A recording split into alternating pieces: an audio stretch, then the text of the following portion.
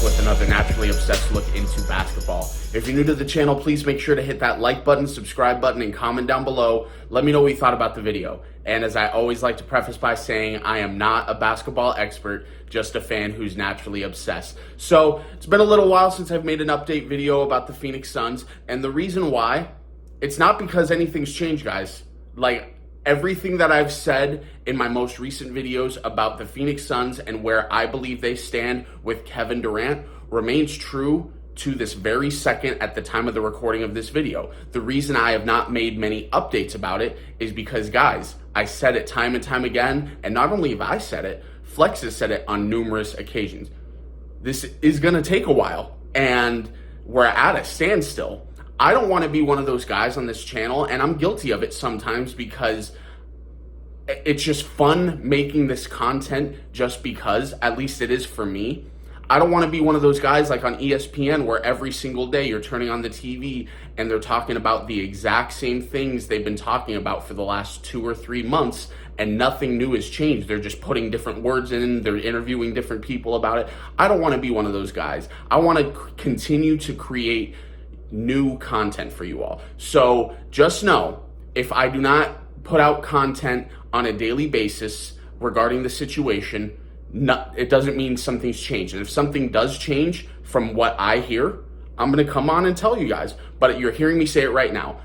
As of the time of the recording of this video, and for the foreseeable future, because it's going to take a while, nothing has changed regarding the Phoenix Suns' pursuit of Kevin Durant. So if there's a time that I'm not recording a video and you guys want to see if I have any thoughts on other situations happening, you guys can feel free to follow me on Twitter. You can see my Twitter handle right there. I post on there a lot more than I upload videos because it's just a convenient way. Just tweet a quick thought. So I'd love to have you follow me on Twitter. I try to stay active and engage with all of you guys on there as well. So that's out of the way. Let's get to the news that broke this morning. Monty Williams and the Phoenix Suns have agreed on a long-term contract extension. And I don't know about you. I'm assuming you feel the same way about me, or about me. I hope you feel the same way about me as you do about Monty Williams. I don't know. I'm sure you feel the same way I do about this news, but Monty Williams, love the guy. I think I can make a strong argument right now, 3 years in with the Phoenix Suns, best coach the Phoenix Suns have ever had. And I love the coaching history, love Cotton Fitzsimmons. Mike D'Antoni revolutionized the game of basketball with the Phoenix Suns, but don't even have a finals appearance to show for it. You can go to a lot of different examples because the sample size has been only 3 years with Monty Williams, but the results speak for itself. I know we don't have any championships, but we have a finals appearance, and we got bounced in the second round last year in the most embarrassing fashion. But Monty Williams is a damn good coach. I think I can make an argument he's one of the 3 best coaches in all of basketball. You might even feel you can make an argument he's the best coach. I would not go that far. There are a couple coaches, in my personal opinion, that I feel are slightly better than Monty Williams, but I love Monty Williams, and he's continuing to grow as a coach, and who's to say in a couple more years he's evolutionized his coaching style to a point where we can definitively have a conversation. Is Monty Williams the best coach in NBA basketball? The only, and I literally mean the only thing I complain about when it comes to Monty Williams, I don't nitpick like other people. Some people in the comments down below, if you're not a Phoenix Suns fan, maybe even if you are a Phoenix Suns fan, are going to say, well, Monty doesn't do this. I don't nitpick. Monty is very lenient with his players, sometimes to a fault of his own, which leads me to my only complaint about Monty Williams. In the last 2 postseasons, he's been very slow when it comes to making proper adjustments to handle opposing coaches' adjustments. We saw it against the Milwaukee Bucks. He probably waited until game 5 to make a proper adjustment, and obviously it wasn't enough. The games were very competitive, but ended up losing. Who's to say that after the massive adjustments the Milwaukee Bucks made in game 3, had Monty made the adjustments in game 4, maybe it's enough in games 5 and 6 to where we get a game 7 of the NBA Finals in Phoenix, and who knows what happens. And then against the Mavericks, I feel I'm not this naive. I don't truly believe this.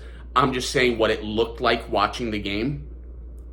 It kind of looked like the Phoenix Suns and Monty Williams believed, oh, home court advantage has weighed heavily in our favor the entire series. We're just going to rely on that to win us the game. And I'm telling you guys, that's not what happened. So but that's what it looked like because of how slow Monty Williams was for adjustments, or in many cases, lack thereof. So we got to see improvement from Monty Williams on that front. What it reminds me of, the analogy I like to use when I talk about it to some friends that don't necessarily follow the game as closely as you and I probably do, but they watch the playoffs, they're into it, and they're wondering, why does Monty keep doing the same thing over and over again that's not nearly as effective as it was in the first couple of games? The analogy I use is a baseball manager who is a little too lenient with his starting pitchers. You see a guy, he struggles to get out of maybe the 4th or 5th inning. He comes out the next inning, allows a couple people to get on base. There's maybe 1 out. The manager is being like, okay, let's finish this. Let's get you out of this inning, and then we'll pull you from the game. And then before you know it, 2 or 3 runs have scored. And then the manager pulls the pitcher out. Very lenient, to a fault of his own sometimes. Monty has massive trust in his players. And that's what a good coach does. A good coach has the trust in his players to get it done, but a good coach also knows sometimes you have to protect the players from themselves, which is where I think we're going into this upcoming season in regards to Chris Paul. Chris Paul wants to play in every single game. And we see what a long, grueling regular season and then an even more hard, grueling postseason does to Chris Paul's body. He breaks down. Monty Williams has to start protecting Chris Paul from Chris Paul and say, look, you're not playing in these games. You're not playing in back-to-backs. We're going to rest you on a regular basis. Rest him 15, 20 games. Chris Paul's not going to like that at all, but you know what? Monty Williams is the head coach, and the head coach needs to make head coach decisions, and I have faith that he will. I love Monty Williams. I love that he's going to be here long-term. He has 2 years remaining on his original 5-year deal that he signed with the Phoenix Suns. The exact length of the contract extension has not been released, but from things I'm hearing, it might be somewhere in the 3 to 4 year range. So we'll see. I'm sure it'll be released at some point today. Hell, it might even be released by the time this video has been uploaded. If so, I'll pin the details in the comments down below. So let me know what you think about Monty Williams, just in general. Do you think this was the only move to make for the Phoenix Suns like I do? Like it was obvious, clear as day? Or do you think they should have waited a while? Because me personally, I'm glad they got it done now, but I wasn't anticipating this to happen until next offseason for many different reasons, because the primary focus of this team has been on Kevin Durant, which leads us into the second part of this video, and it's going to be a little bit shorter. We're not going to get into too much detail because there's nothing new really developing. The one thing I want to talk about, though, is yesterday on Arizona Sports Radio, John Gambadoro was talking about things that he was hearing, and that a 4-team trade is being discussed by all parties. Nothing serious, but it's at least being discussed between the Brooklyn Nets, the Phoenix Suns, the Utah Jazz, and the New York Knicks. So I haven't talked to any of my friends for the last couple of days because, like I said, last week they told me, look, this is going to take a while. Nothing new and developing is going to be happening for at least the foreseeable future. So I've been leaving them alone. I've been off the phone for a while. I'm not on phone calls all day long, guys, but I'm always on the phone trying to figure stuff out. So I've been enjoying my time away from the phone. But I did call them yesterday. I did get through. And what they told me was there's, to a lesser degree, that nothing is seriously being discussed, but the conversations have been had. So what that tells me is Brooklyn is still holding out for more, because from what Gambo was implying is that Donovan Mitchell would be going to the Knicks. And from what I've understood, from what Flex has explained on several occasions, and I've heard this from people that I trust, that a 3-team trade would probably be the easiest way to facilitate a deal for Kevin Durant in regards to Donovan Mitchell being involved, because you send Donovan Mitchell to Utah, the Nets get the all-star that they wanted. I know they said they want 2, not going to happen, but they get the all-star that they want. The Nets do not have the draft capital that the Jazz would want in a trade. Guess who does?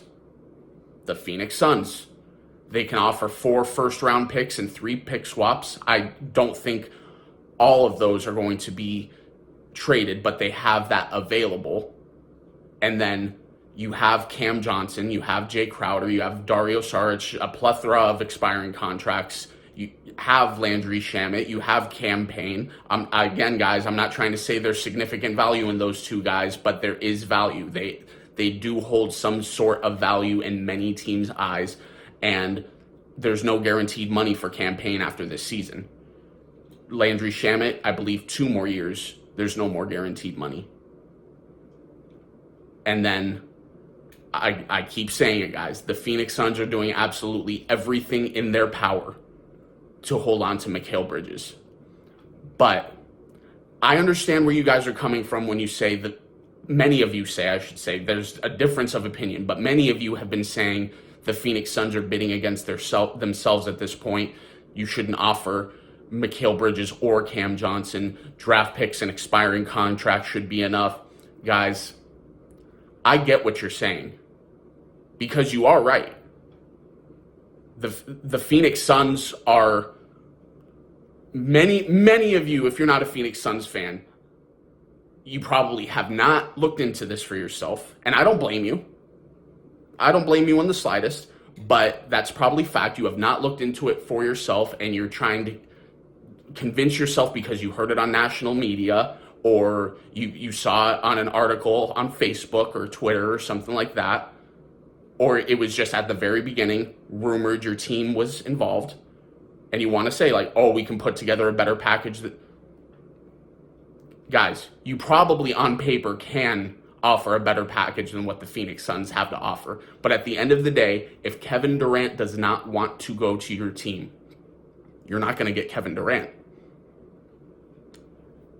It's Phoenix. He wants Phoenix. And if he's traded from the Nets, which I still believe with everything in me, he's going to. If he's traded, he's going to Phoenix. Plain and simple.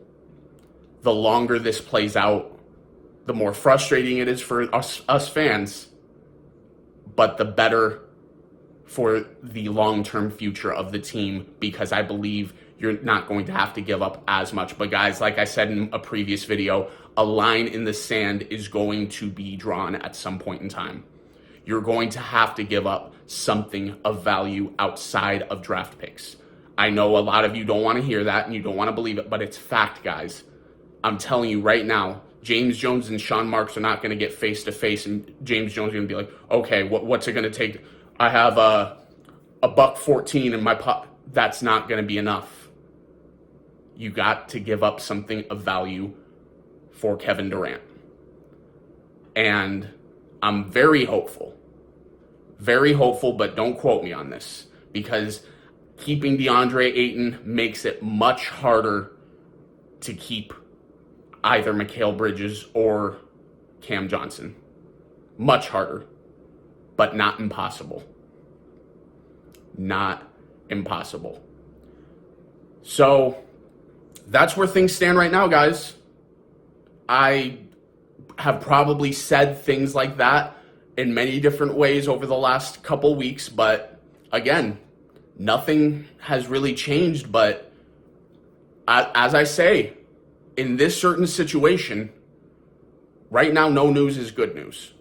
I know we want this thing wrapped up. I want it wrapped up too, because I'm tired of obsessing over this for my entire summer. But I'm still feeling great, guys. I'm still feeling great about the chances, and we just have to sit and wait. So let me know what you guys are thinking about this whole situation in the comments down below. I appreciate you guys so much. Please don't forget to hit the like button, subscribe button, and comment down below. Let me know what you thought about the video, and I'll talk to you guys later. Thanks, guys.